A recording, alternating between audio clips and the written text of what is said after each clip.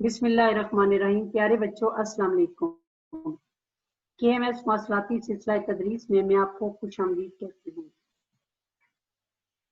آپ کی اسلامیات کا پیریڈ شروع ہو گیا ہے اور اب میں آپ کی معلمہ یاسمین انجم بول رہی ہوں۔ آج تاریخ ہے 24 جولائی 2020۔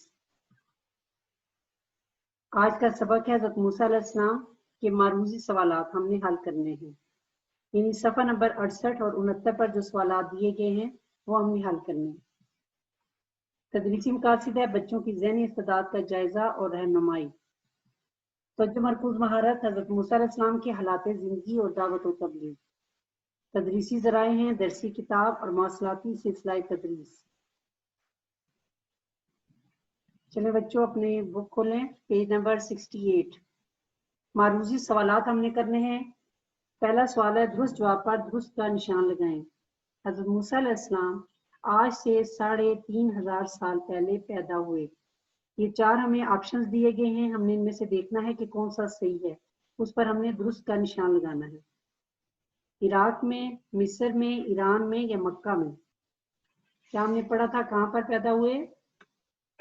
جی ٹھیک ہے، مصر میں۔ کہاں پر پیدا ہوئے تھے؟ مصر میں، یعنی بے جو اس کا آپشن ہے وہ صحیح ہے۔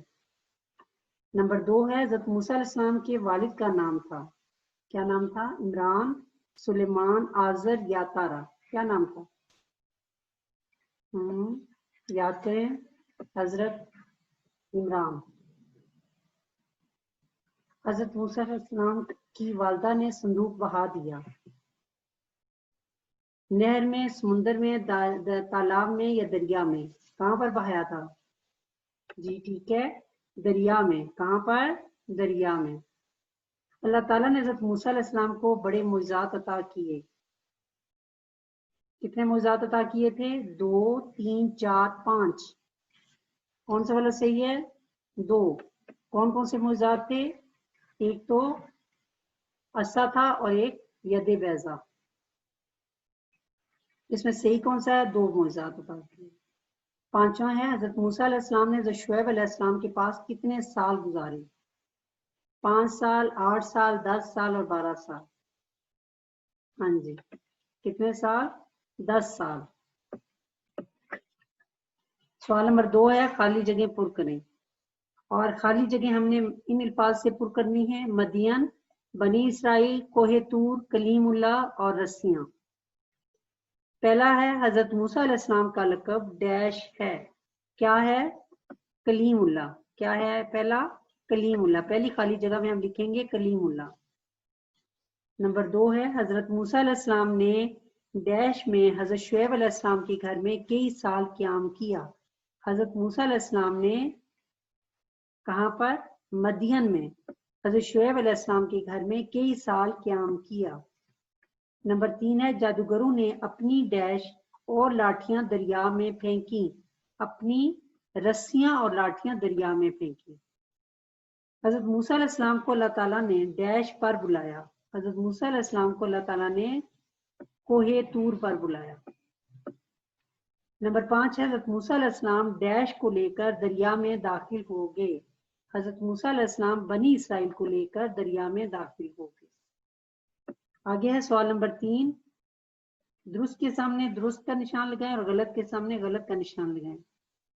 بچوں میں ایک دفعہ پھر آپ کو کہہ رہی ہوں کہ اب آپ جب سوال پڑھتے ہیں تو سوال بھی آپ کو پڑھنا آنا چاہیے، کیونکہ بغیر سوال پڑھے آپ سوال حل نہیں کر سکتے۔ جب آپ کو پتہ ہی نہیں ہے کہ سوال کیا لکھا ہوا ہے، جواب آپ کیسے دیں گے؟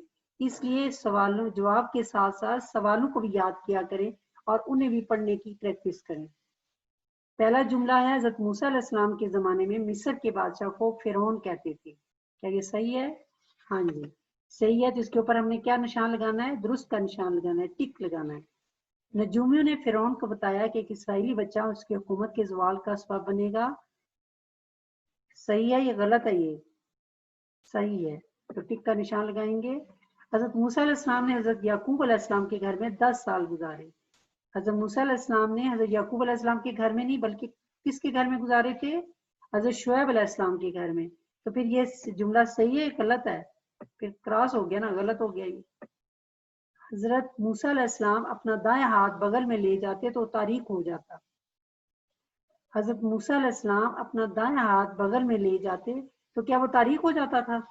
نہیں، روشن ہو جاتا تھا. تو یہ جملہ کیا ہوا پھر؟ کراس، غلط. نمبر 5 ہے اللہ تعالیٰ نے حضرت موسیٰ علیہ السلام کو تورات عطا فرمائی. صحیح ہے یا غلط ہے؟ حضرت موسیٰ علیہ السلام کو اللہ تعالیٰ نے تورات عطا فرمائی، یہ صحیح ہے.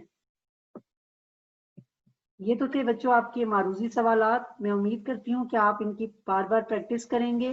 ان کو پڑھنا بھی آپ کو آنا چاہیے تاکہ آپ آسانی سے ان کو حل کر سکیں، اور اپنی کاپیوں پر، رجسٹر پر یا اپنی لوز شیٹس پر انہیں حل کرنا ہے.